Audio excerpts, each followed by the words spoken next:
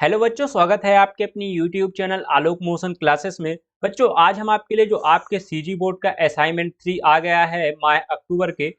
आपके कक्षा 12वीं के विषय व्यवसाय अध्ययन के सभी क्वेश्चन के आंसर इस वीडियो पे हम आपके लिए लाए हैं। बच्चों, हमारे यूट्यूब चैनल पर आपके सभी विषय की वीडियो अपलोड कर दिए गए हैं। आप एक बार चैनल पे जाके या डिस्क्रिप्शन पे दिए गए लिंक के थ्रू देख सकते हैं। अगर आपको इसका पीडीएफ चाहिए तो आप हमारा टेलीग्राम ग्रुप ज्वाइन कर सकते हैं। उसका लिंक भी नीचे आपको डिस्क्रिप्शन पे मिल जाएगा। तो चलिए आज का वीडियो शुरू करते हैं। वीडियो शुरू करने से पहले अगर आपने वीडियो को लाइक नहीं किया तो वीडियो को लाइक कर दीजिए। साथ ही चैनल को अगर तक अभी तक सब्सक्राइब नहीं किया तो सब्सक्राइब जरूर कर दें, क्योंकि इसी तरह की वीडियो हम लाते रहते हैं। यहाँ पास देखिए, आपका प्रश्न क्रमांक 1 है, नियुक्तिकरण के कोई 4 महत्व लिखिए। ठीक है। हो सकता है आपको क्वेश्चन थोड़ा सा ब्लर दिखे, इसलिए आपको वीडियो की क्वालिटी बढ़ा लेना है, लेकिन आपको आंसर तो बहुत ही अच्छे तरीके से दिखने वाले हैं, तो कोई बात नहीं। ठीक है। यहाँ पास देखिए, प्रश्न क्रमांक 1 का आपका उत्तर है। ठीक है। नियुक्तिकरण के कोई 4 महत्व हैं, तो यहाँ पास महत्व और विशेषताएं एक ही बात होते हैं। यहाँ पास हमने लिखा है नियुक्तिकरण की विशेषताएं। ठीक है। यहाँ पास मैं आपको पूरा आंसर पढ़ के नहीं बताऊंगा, मैं केवल आपको बताता जाऊंगा कि इतना से इतना लिखना है, और फिर आपको वीडियो को रोकना है और लिख लेना है, फिर इसके बाद आगे वीडियो बढ़ाना है। तो चलिए, यहाँ पास आपका ये पहला महत्व है। ठीक है। यहाँ पास से यहाँ तक आपको लिख लेना है। ठीक है। फिर इसके बाद आपको आगे बढ़ते हैं, तो यहाँ पास ये आपका दूसरा महत्व है।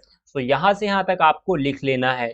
ठीक है। फिर इसके बाद ये आपका तीसरा महत्व है, यहाँ से यहाँ तक, और फिर इसके बाद यहाँ से यहाँ तक आपका ये चौथा महत्व है। तो यहाँ पास आपसे 4 महत्व पूछे थे, आपने 4 लिख दिए हैं। ठीक है। फिर इसके बाद आगे बढ़ते हैं, अगला प्रश्न देखते हैं, प्रश्न क्रमांक 2, कर्मचारी भर्ती प्रक्रिया के किन्हीं 4 चरणों की व्याख्या कीजिए।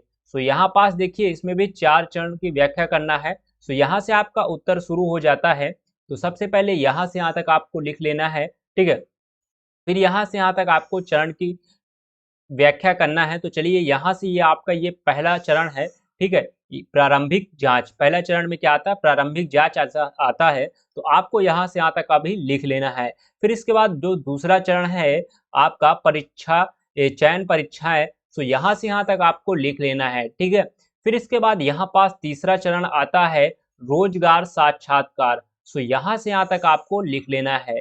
ठीक है। फिर आगे बढ़ते हैं, फिर यहाँ पास तीसरे के बाद यहाँ पास हमने 5वां गलती से डाल दिया है, यहाँ पास ये चौथा चरण होगा। ठीक है। तो इसको आपको लिख लेना है, ये आपका चौथा है। ठीक है। यहाँ पास ये आपका चौथा चरण आता है, और यहाँ से यहाँ तक आपको चौथा चरण लिख लेना है। ठीक है। फिर आगे बढ़ते हैं, इसके बाद अगला प्रश्न आता है, प्रश्न क्रमांक 3, संगठन की प्रक्रिया के किन्हीं 6 चरणों में को समझाइए। ठीक है। यहाँ पास इसमें 6 चरणों को हम अच्छे तरह से समझेंगे। देखिए, संगठन की प्रक्रिया के 6 चरण।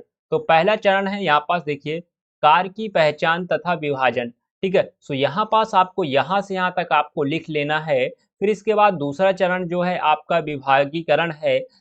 आपको विभागीकरण आपको यहाँ से यहाँ तक आपको लिख लेना है, और वीडियो को रोककर आपको लिखते जाना है। ठीक है। फिर इसके बाद अगला है यहाँ पास प्रश्न, मतलब तीसरा चरण है कर्तव्यों का निर्धारण। ठीक है। आपको यहाँ से यहाँ तक लिख लेना है। फिर आगे बढ़ते हैं, इसके बाद चौथा चरण है आपका यहाँ से यहाँ तक। यहाँ से यहाँ तक आपको लिख लेना है, पूरा यहाँ से यहाँ तक। ठीक है। फिर इसके बाद आगे बढ़ते हैं, 5वां चरण है यहाँ पास ये प्राधिकरण का प्रतिनिधि मंडल। ठीक है। यहाँ से यहाँ तक आपको 5वां चरण लिख लेना है। फिर आगे बढ़ते हैं यहाँ पास, तो ये आपका 6वां चरण है, समन्वय। यहाँ से यहाँ तक आपको लिख लेना है 6वां चरण। ठीक है। फिर आगे बढ़ते हैं, यहाँ पास आपका प्रश्न क्रमांक 4 है, औपचारिक और अनौपचारिक संगठन के कोई 6 अंतर स्पष्ट कीजिए।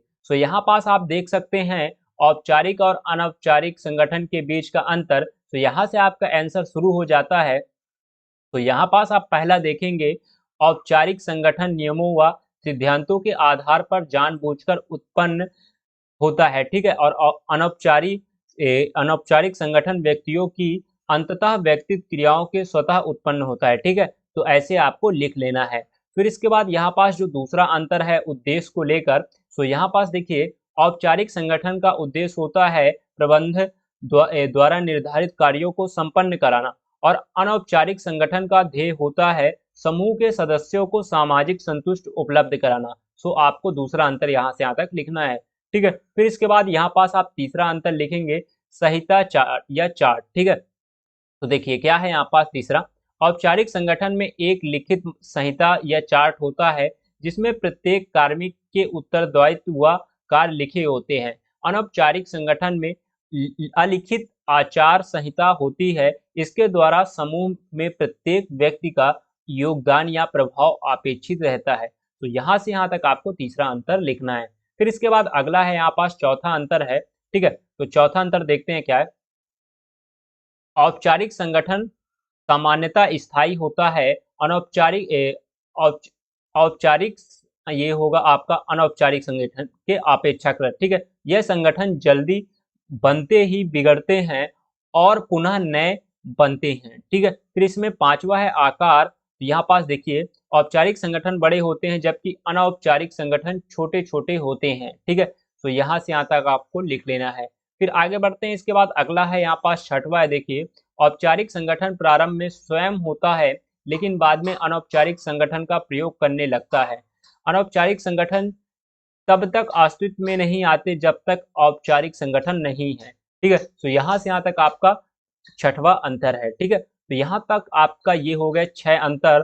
तो यहाँ पास आपके प्रश्न क्रमांक 4 के उत्तर हमने अच्छे से कर लिए हैं। ठीक है, तो ये आपके प्रश्न क्रमांक 4 तक ही दिए गए थे। सो उम्मीद करते हैं आपने भी सभी प्रश्नों के उत्तर अच्छे से किए होंगे और आपको वीडियो पसंद आई होगी। अगर वीडियो पसंद आए तो वीडियो को लाइक कर दीजिए, साथ ही दोस्तों के साथ शेयर करिए क्योंकि इसके आंसर बनाने में बहुत ही टाइम लगा है और आपको ऐसे टाइप करके आंसर देना थोड़ा सा मुश्किल ही होता है।